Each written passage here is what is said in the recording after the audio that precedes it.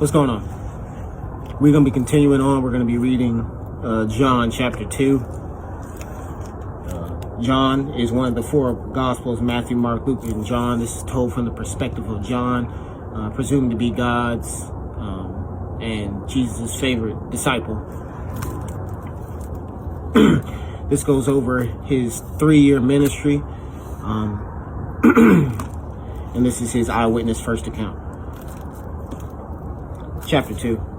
On the third day, a wedding took place at Cana in Galilee. Jesus' mother was there, and Jesus and his disciples had also been invited to the wedding. When the wine was gone, Jesus' mother said to him, "They have no more wine." "Dear woman, why do you involve me?" Jesus replied. "My time has not yet come." His mother said to the servants, "Do whatever he tells you."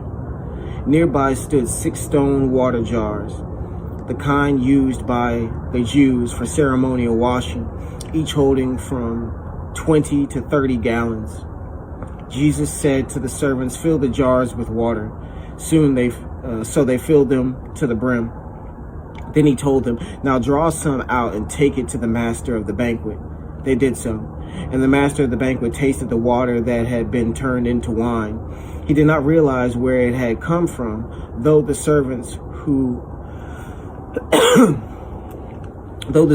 had drawn the water knew.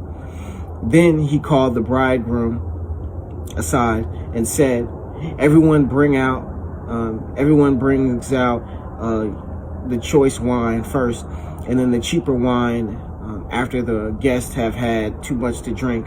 But you have saved the best till now."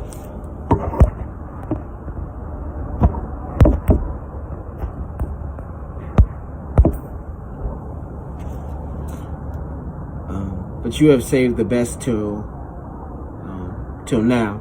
This, the first of his miraculous signs Jesus performed at Cana in Galilee. He thus revealed his glory, and his disciples put their faith in him.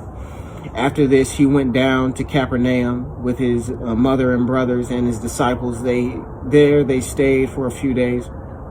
When it was almost time for the Jewish Passover, Jesus went up to Jerusalem. In the temple courts, he found men selling cattle, sheep, and doves, and others sitting at tables exchanging money. So he made a whip out of cords and drove all from the temple area, both sheep and cattle.